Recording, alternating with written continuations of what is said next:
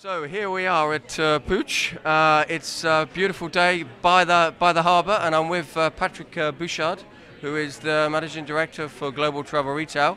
Good morning, Patrick. Hi, how are you, Andrew? I'm very well. It's fantastic to see such a busy stand. I think we should just pan and have a look. You're obviously doing a great job and lots of customer meetings.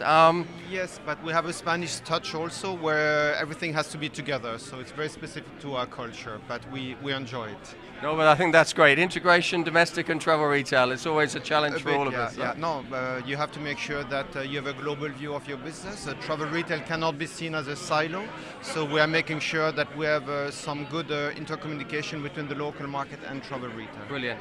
And Patrick, you're on a lot of aeroplanes and traveling around. Tell me some of the great consumer experiences and engaging experiences that you're seeing in airports.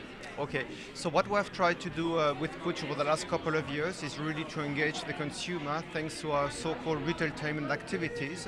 So bringing a lot of theater, a lot of excitement into the shop, and we believe this has been one of the key success factors of what we have done.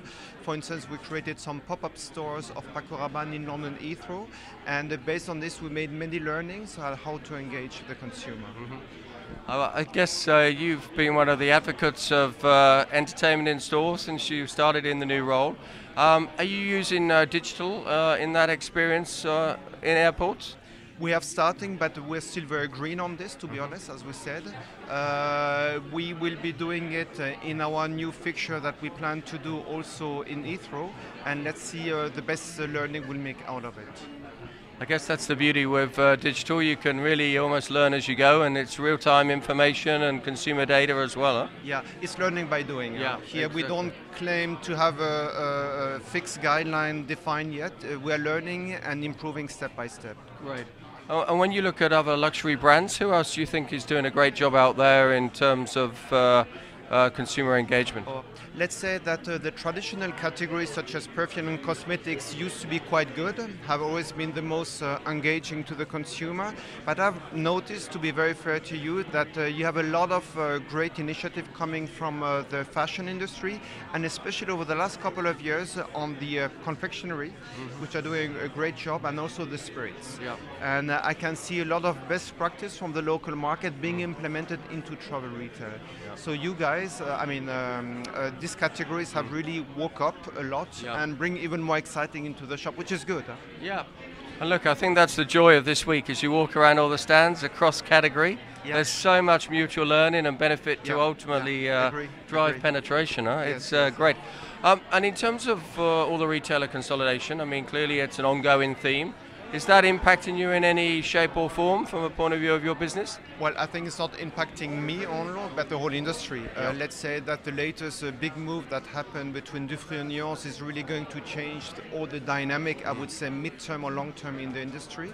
Let's say it was to be foreseen, it was something that did not caught us by surprise. It will have some implication definitely in the way we work with different accounts, that's for sure, yes. No, and I think when you then look at all the great brand work you're doing, in terms of the sharing out of investment, is that something that is working across the infamous Trinity, or how are you finding that from a retailer and airport perspective? Whether you believe it's fairly shared between all the different persons? Yeah. Well, I'm not sure how to answer this. It's a bit of a tricky question. I assume that nowadays the Trinity sometimes is not that fair towards certain players. I can really see that retailers are being squeezed. They claim by us, the brand, and also by the airport. So more work needs to be done, definitely. Yeah. Look, I think that's another great theme that seems to be coming out this week. Engagement with the actual airports is increasingly important. It feels like retailer and brand owner are getting closer and closer, but the airport piece is really the next step in terms of focus. Yes, as you said, I mean, this is something that really the industry has to continue working on it. Remember, it's a long-term fight, or it's a long-term vision that we need to have, that the Trinity really starts working out. And in closing, Patrick, looking ahead for the next 12 months, what is exciting you most about your own business plans on Puig? I would say, I may sound a bit boring here, but Europe for us is still a key market, even though the growth forecasted is not that sexy.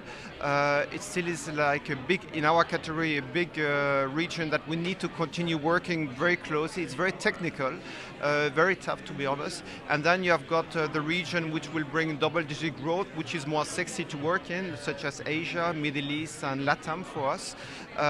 So we have different skills and capabilities that are required depending on the region. So nothing is being disregarded, but some mature market are still being very considered, very strategic for us. Brilliant. And I think that's a really refreshing note to finish on. A lot of focus and discussion about Asia, but fundamentally Europe is still at the heart of the travel retail business. So yes, very astute, Patrick. Thank you very much. You're welcome. Great to see you. Thank you.